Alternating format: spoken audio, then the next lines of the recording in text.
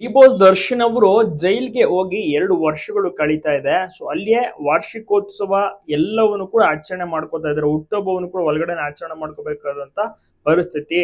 June 11, 2024ರಂದು D boss Darshan ಅವರು ಆರೋಪದ ಮೇರೆಗೆ ಬೆಂಗಳೂರು ಜೈಲ್ಗೆ ಹೋಗಿ ಸೇರ್ತಾರೆ. ಈ 2 ವರ್ಷದಲ್ಲಿ ದಾಸ ಅವರ ಬದುಕು ಹೇಗೆಲ್ಲ ಬದಲಾಯಿತು, ಏನೆಲ್ಲ ನಡೀತು ಅಂತ ತಮ್ಮೆಲ್ರಿಗೂ ಕೂಡ ಗೊತ್ತಿರುತ್ತೆ.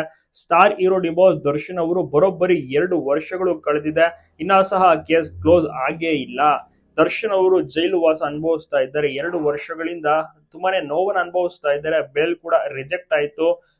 ಪತ್ನಿ ವಿಜಯಲಕ್ಷ್ಮಿ ಅವ್ರಿಗೂ ಕೂಡ ದೊಡ್ಡ ಶಾಕ್ ಸಹ ಆಯ್ತು. ಸುಪ್ರೀಂ ಕೋರ್ಟ್ಗೆ ಹೋಗ್ಬಾರ್ದಿತ್ತು ಅಂತ ವಕೀಲರು ಹೇಳ್ತಾ ಇದ್ರು. ಬಟ್ ಸುಪ್ರೀಂ ಕೋರ್ಟ್ಗೆ ಹೋಗಿ ಬೇಲ್ ಅರ್ಜಿಯನ್ನು ಸಹ ಹಾಕ್ತಾರೆ. ಆದ್ರೆ ಅಲ್ಲಿಯೂ ಕೂಡ ಏನು ರಿಜೆಕ್ಟ್ ಆಗಿರುತ್ತೆ. ದರ್ಶನ್ಗೆ ಒಂದು ದೊಡ್ಡ ಶಾಕ್ ಸಹ ಇದಾಗಿತ್ತು. ಈ ವರ್ಷವೇ ದರ್ಶನ್ ಅವರು ಆಚೆ ಬರ್ತಾರೆ ಅಂತ ಎಲ್ಲರೂ ಕೂಡ ಆಸೆ ಇಟ್ಕೊಂಡಿದ್ರು. ಅವ್ರು ಕೂಡ ಆಸೆ ಇಟ್ಕೊಂಡಿದ್ರು, ಬಟ್ ಆಗ್ಲಿಲ್ಲ. 2024 ಜೂನ್ 7 ರೇಣುಕಾಸ್ವಾಮಿ ಅವರ ಅಪಹರಣ ಆಗುತ್ತೆ. ಜೂನ್ 9ಕ್ಕೆ ಏನು ಕಾಲುವೆ ಹತ್ರ ಅದನ್ನ ಎಸೀತಾರೆ.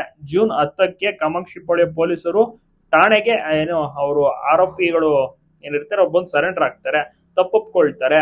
ನಂತರ ಜೂನ್ 11ಕ್ಕೆ ದರ್ಶನ್ ಅವರು ಮೈಸೂರಿಗೆ ಹೋಗಿರ್ತಾರೆ. ಸೊ ತನಿಖೆಗೆ ದರ್ಶನ್ ಅವ್ರನ್ನ ಹೋಗಿ ಪೊಲೀಸರು ಮೀಟ್ ಆಗ್ತಾರೆ. ಪವಿತ್ರ ಹೆಸರು ಕೂಡ ಗೊತ್ತಾಗುತ್ತೆ, ಅವ್ರನ್ನು ಕೂಡ ಕರ್ಕೊಂಡ್ ಬರ್ತಾರೆ. ಸೊ ನಂತರ ಬಂಧನ ಆಗುತ್ತೆ. ಸೊ ಅಲ್ಲಿಂದ ಶುರುವಾಗಿದ್ದು ನೋಡಿ. ಈಗ ಅದೇ ಒಂದು ಜೂನ್ ತಿಂಗಳು ಬಂದಾಯ್ತು, 11, 12 ಕೂಡ ಕಳೀತು. 2 ವರ್ಷಗಳಾಯ್ತು ಈ ಒಂದು ಕೇಸ್ ಓಪನ್ ಆಗಿ. ಇನ್ನ ಸಹ ಕೇಸ್ ಮುಕ್ತಾಯ ಆಗಿಲ್ಲ. ಮುಂದಿನ ವರ್ಷದ ತನಕ ಎಳಿತಾ ಹೋಗುತ್ತೆ. ಬೇಲ್ ಆದ್ರೂ ಕೂಡ ಈ ಕೇಸ್ ಮುಗಿಯೋಕೆ ಸುಮಾರು ಒಂದು 4ರಿಂದ 5 ವರ್ಷ ಖಂಡಿತ ಆಗುತ್ತೆ ಅಂತ ಎಲ್ಲರೂ ಕೂಡ ಹೇಳ್ತಾ ಇದ್ದಾರೆ. ವಿಜಯಲಕ್ಷ್ಮಿ ಅವರಿಗೆ ನೋವು ಅಂತಾನೆ ಹೇಳ್ಬೋದು. ಯಾಕೆಂದ್ರೆ ವೆಡ್ಡಿಂಗ್ ಆನಿವರ್ಸರಿ ಇತ್ತು, ಅದು ಕೂಡ ಆಗ್ಲಿಲ್ಲ. ಹುಟ್ಟುಹಬ್ಬವಿತ್ತು, ಅದು ಕೂಡ ಮಾಡ್ಲಿಲ್ಲ. ಸೊ 2 ವರ್ಷಗಳಿಂದ ಏನು ಕೂಡ ಇಲ್ಲ ಅಂತಾನೆ